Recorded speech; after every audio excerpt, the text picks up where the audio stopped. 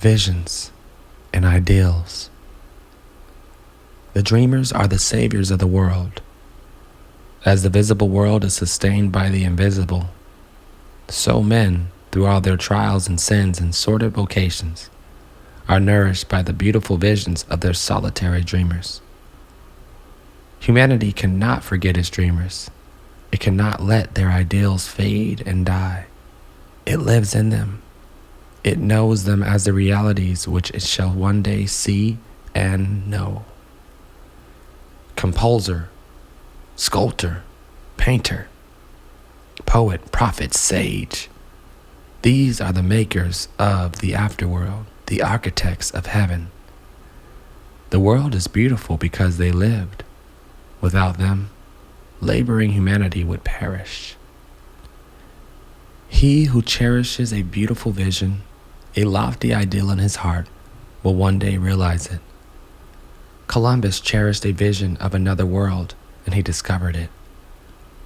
Copernicus fostered the vision of a multiplicity of worlds and a wider universe, and he revealed it. Buddha upheld the vision of a spiritual world of stainless beauty and perfect peace, and entered into it. Cherish your visions. Cherish your ideals. Cherish the music that stirs in your heart, the beauty that forms in your mind, the loveliness that drapes your purest thoughts, for out of them will grow all delightful conditions, all heavenly environments. Of these, if you but remain true to them, your world will at last be built.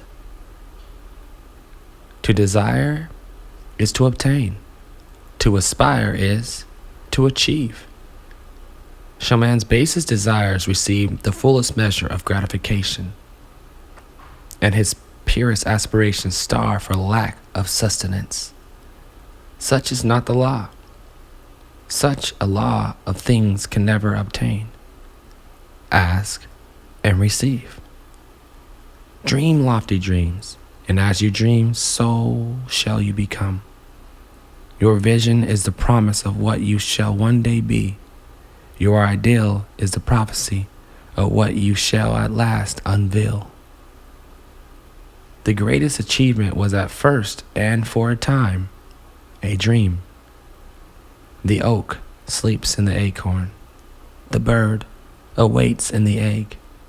And in the highest vision of the soul of a waking angel stirs. Dreams are the seedlings of reality. Your circumstances may be uncongenial, but they shall not long remain. So if you but perceive an ideal and strive to reach it, you cannot travel within and stand still without.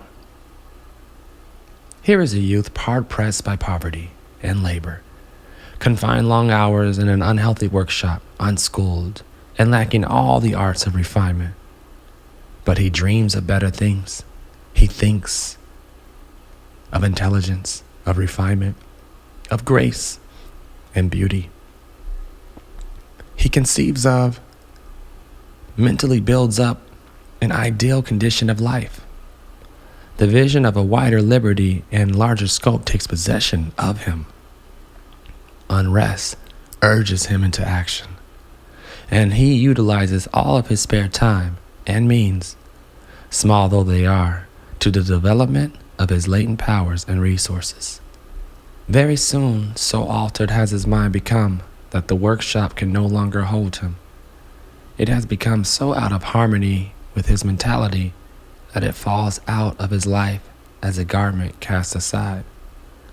And with the growth of opportunities which fit the scope of his expanding powers, he passes out of it forever. Years later, we see this youth as a full-grown man. We find him a master of certain forces of the mind, which he wields with worldwide influence and almost unequaled power. In his hands, he holds the cords of gigantic responsibilities. He speaks, and lo, lives are changed. Men and women hang upon his words and remold their characters, and Sun-like, he becomes the fixed and luminous center round which innumerable destinies revolve. He has realized the vision of his youth. He has become one with his ideal. And you too, youthful reader, will realize the vision, not the idle wish, of your heart, be it base or beautiful, or a mixture of both. For you will always gravitate towards that which you, secretly, most love. Into your hands will be placed the exact results of your thoughts. You will receive that which you earn, no more, no less. Whatever your present environment may be, you will fall, remain, or rise with your thoughts, your vision, your ideal. You will become as small as your controlling desire, as great as your dominant aspiration. In the beautiful words of Stanton Kirkham Davis, you may be keeping accounts, and presently you shall walk out of the door that for so long has seemed to you the barrier of your ideals, and shall find yourself before an audience, the pen still behind your ear, the ink stains on your fingers, and there shall pour out the torrent of your inspiration.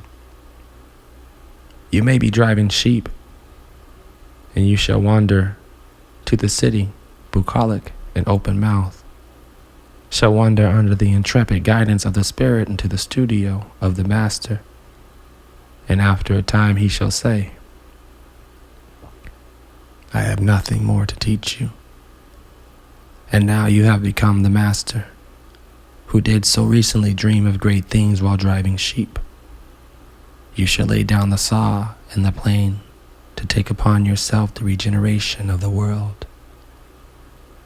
The thoughtless, the ignorant, the indolent, seeking only the apparent effects of things and not the things themselves, talk of luck and fortune and chance.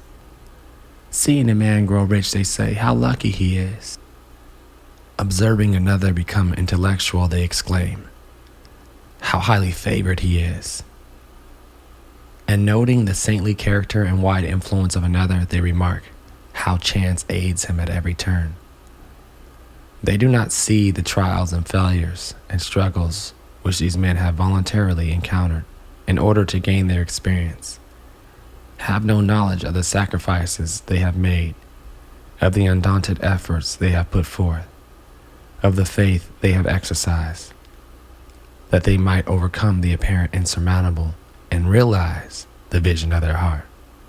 They do not know the darkness and the heartaches. They only see the light and joy and call it luck. They do not see the long and arduous journey, but only behold the pleasant goal and call it good fortune.